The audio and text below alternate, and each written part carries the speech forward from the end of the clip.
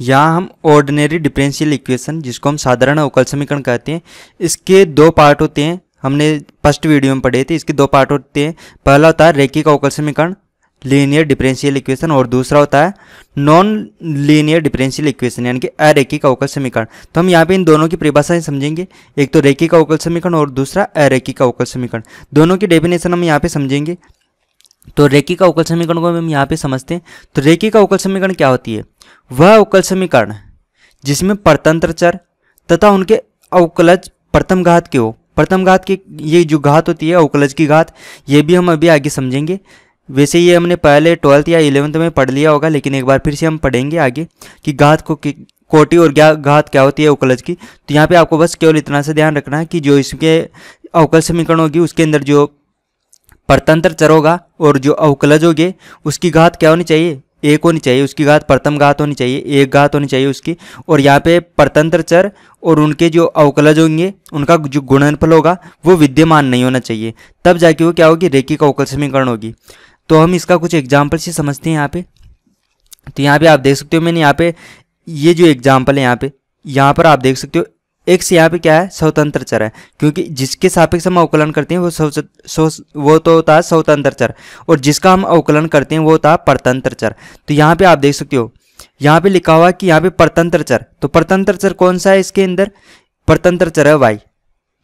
तो y की घात क्या होनी चाहिए? एक होनी चाहिए। तो यहाँ पे आप देख सकते हो इसकी घात केवल एक है, तो ये क्या हो जाएगी? रैखिक अवकल समीकरण हो जाएगी। उसके साथ एक कंडीशन और है कि इसका जो अवकलज होना चाहिए इसकी भी प्रथम घात होनी चाहिए। तो यहाँ पे आप देख सकते हो ये जो अवकलज है इसके यहाँ पे पावर देखेंगे हम, तो पावर कितनी है यहाँ पे? 1।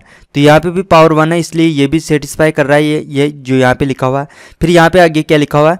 परतंत्र चर तथा उनके गुण, ये अवकलजों के गुणनफल विद्यमान नहीं होने चाहिए। तो अवकलज कौन सा है? ये है। इसके साथ इसका परतंत्र चर क्या है? y। तो y इसके साथ गुणा में नहीं है, गुणा में नहीं है, इसका मतलब ये भी कंडीशन यहाँ पे सेटिस्फाई कर रही है, क्योंकि विद्यमान नहीं होना चाहिए।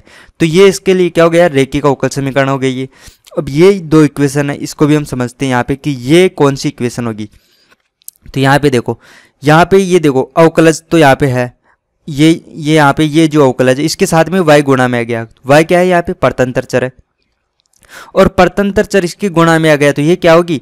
रैखिक अवकल समीकरण होगी क्या? ये रैखिक अवकल समीकरण नहीं होगी। फिर इसमें देखते हैं यहाँ पे क्या है? देर का जो परतंत्र चर है उसकी क्या होनी चाहिए? प्रथम घात होनी चाहिए, लेकिन यहाँ पे परतंत्र चर क्या है? y, और y की घात क्या आ रही है? 2 आ रही है। तो ये भी क्या हो गई? रैखिक अवकल समीकरण नहीं होगी। तो ये दोनों रैखिक अवकल समीकरण नहीं है। तो इस तरह से आप इसको समझ सकते हो, लेकिन ये रैखिक अवकल समीकरण नहीं है। तो फिर कौन सी अवकल समीकरण है ये? तो ये होगी अरैखिक अवकल समीकरण। तो अरैखिक अवकल समीकरण की डेफिनेशन हम देखते हैं। तो यहाँ पे इसकी डेफिनेशन हम डायरेक्ट इसी तरह से देते हैं। जो साधारण अवकल समीकरण, सबसे पहली कंडीशन है कि वो साधारण अवकल समीकरण होनी चाहिए, क्योंकि हम इसी के पार्ट पढ़ रहे हैं यहाँ पे। तो वो साधारण अवकल समीकरण होनी चाहिए और रैखिक अवकल समीकरण नहीं होनी चाहिए।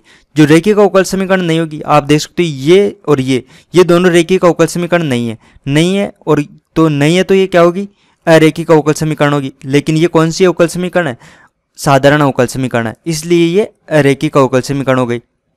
तो इस तरह से इन दोनों की डेफिनेशन हम यहाँ पे समझ सकते हैं। अगर एग्जाम में आ जाती है तो आप इस तरह से यहाँ पे जो डेफिनेशन मैंने यहाँ पे लिख रखी है वो डेफिनेशन आप लिख सकते हो, और ये एग्जाम्पल भी यहाँ पे आप दे सकते हो। तो ये एक क्वेश्चन आया हुआ पहले 2020 में आया हुआ अजमेर बीएससी के अंदर। अगर आपको हमारे वीडियो से हेल्प हो रही है तो हमारे यूट्यूब चैनल को सब्सक्राइब कीजिए, और आपको फिजिक्स, केमिस्ट्री, मैथ, बायो या किसी भी कॉम्पिटिटिव एग्जाम के PDF नोट्स चाहिए तो आप हमारा ऐप डाउनलोड कर सकते हो। ऐप हमारा क्यूरियोसिटी फाउंडेशन नाम से प्ले स्टोर पर मिल जाएगा, या हमारे चैनल पे कितने जो भी वीडियो है उसकी डिस्क्रिप्शन बॉक्स में जाइए, वहाँ पे आपको हमारे ऐप का लिंक मिल जाएगा, वहाँ से भी आप डाउनलोड कर सकते हो। तो आप हमारे ऐप को डाउनलोड कीजिए, हमारे यूट्यूब चैनल को सब्सक्राइब कीजिए और वीडियो को शेयर कीजिए अपने फ्रेंड्स के साथ।